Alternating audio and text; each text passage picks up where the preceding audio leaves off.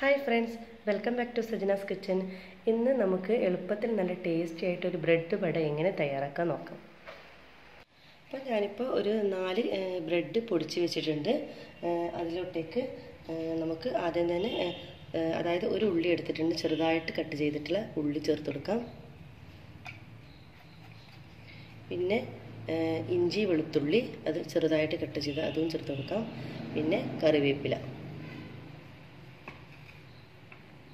പിന്നെ വേണ്ടത് 4 table spoon റവ ചേർത്ത് കൊടുക്കുന്നുണ്ട്.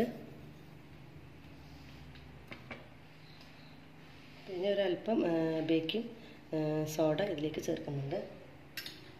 നന്നായിട്ടൊന്ന് മിക്സ് ചെയ്ത് കൊടുക്കാം. നന്നായിട്ട് മിക്സ് ചെയ്തതിന് ആവശ്യത്തിനുള്ള കുറച്ച് ഉപ്പ് ചേർത്ത് കൊടുക്കാം. പിന്നെ ഇതിലേക്ക് അധികം പുളിയില്ലാത്ത 1 ടേബിൾ സ്പൂൺ തൈരും കൂടി ഇതിലോട്ടേക്ക് ചേർത്ത് കൊടുക്കാം.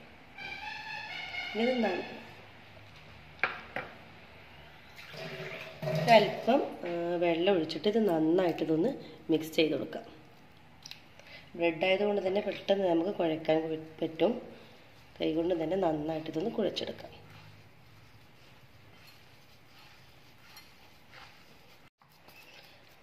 അപ്പോൾ നമ്മുടെ കൂട്ട് ഇവിടെ മിക്സ് ചെയ്ത് വെച്ചിട്ടുണ്ട്. ഇപ്പോൾ നന്നായി കുഴച്ച് വെച്ചിട്ടുണ്ട്.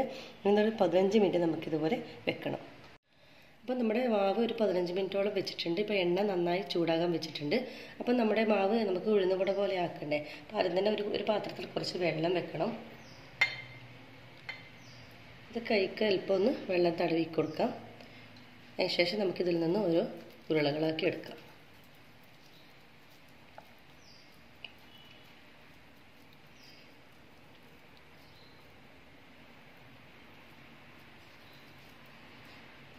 കൈകൊണ്ട് തന്നെ ഒന്ന് ചെറിയ തോതിലൊന്ന് പരത്തി കൊടുക്കാം.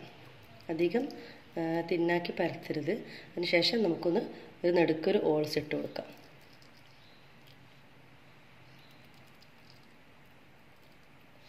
ഇനി നമുക്ക് ചൂടായ എണ്ണയിലേക്ക് ഇട്ട് കൊടുക്കാം. ചൂടായ എണ്ണയിലേക്ക് ഇട്ടിട്ടുണ്ട്. നല്ലൊരു ബ്രൗൺ കളർ ആകുമ്പോൾ നമുക്കിതൊന്ന് മറിച്ചിട്ട് കൊടുക്കാം.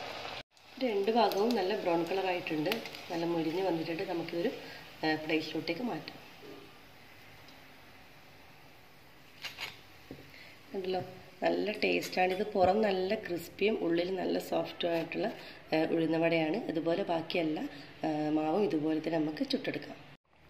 അപ്പോൾ എളുപ്പത്തിൽ നമ്മുടെ ക്രിസ്പി ആയിട്ടുള്ള നല്ല ബ്രെഡ് വട ഇവിടെ തയ്യാറായിട്ടുണ്ട്.